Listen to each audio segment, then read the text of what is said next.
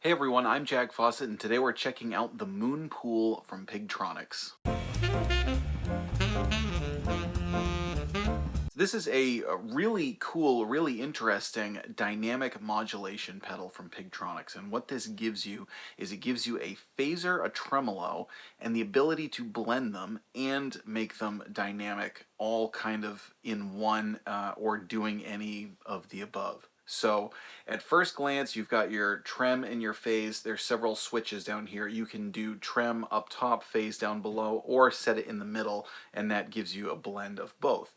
You've got your phase speed and your trem speed, so they have independent speed controls.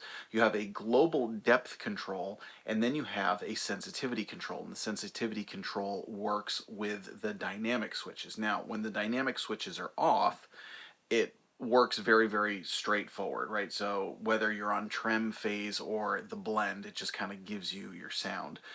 What these two dynamic switches do is for either the trem or the phase, they give you the ability to vary speed, and that works in conjunction with the sensitivity knob, which is really interesting. It can give you either something very, very straightforward and kind of natural. Like, one of the things that I really enjoyed doing it with it was having the speed ramp down.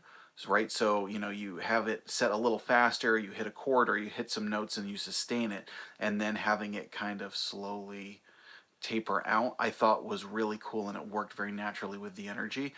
Or if you want to do something really wild, I mean, you can get into some really crazy sound effect type stuff with this and everything in between. So I think that's a really unique kind of thing that I hadn't seen before, to have two modulations, each being able to variably be changed dynamically. That's a lot going on in a small pedal. Now, with a pedal like that, one of the things that I tend to look for is how is just the basic sound, right? Because there are a lot of pedals that do some wacky things.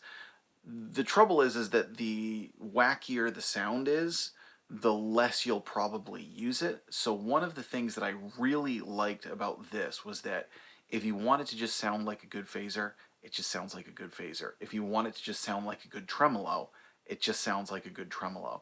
And honestly, even with it set in the middle with the trem and phase together, there's a really kind of cool dynamic sound that you can get that works, again, very naturally and just has a good tone on its own, regardless of whether or not you want to get into the wacky stuff that this can do. So I think that's a tremendous benefit for this pedal, is that you don't need to get it if you're just looking for something crazy outside the box, right? This is just a great option for a trem or a phase. I do personally like kind of having it set in the middle, again, just because there aren't a lot of pedals that do that. To blend a tremolo and a phaser, I think, is really, really neat and adds a nice depth to your tone. And again, from my own personal playing, I really liked the way that the speed could ramp down. Now, again, you can also, you can have it ramp up, you can have it going into just crazy, like ring modulator type territory and just sound absolutely bonkers if you want it to. But that's what I liked, is that the depth to the tone, kind of a modulation sound that's a little bit off the beaten path when you blend them, and then getting it to sound sort of natural with your signal and respond to your playing in a really cool way. So to show this pedal off today, I am using my D'Angelico XLSS Tour, and we are plugging this into the Supro Royale. Now we're going to keep it clean so that you can really hear just the kind of the fidelity of the modulation effect on its own. And what I want to do now is play you samples of each of the modulations on their own. So, right, so straight up phaser, straight up tremolo, and then each of them adding in a little bit of dynamics, either speeding up or slowing down, before getting back into blending them and even doing some kind of crazy sound effect type things towards the end. So let us know what you think. Is this the type of thing that you would be interested in? Is this the type of thing that would you use it for wild sound effects? Would you use it for something more subtle in the middle? How would you utilize something like this? I'm Jack Fossett. Please remember to like, share, and subscribe. I hope you enjoy the rest of the video.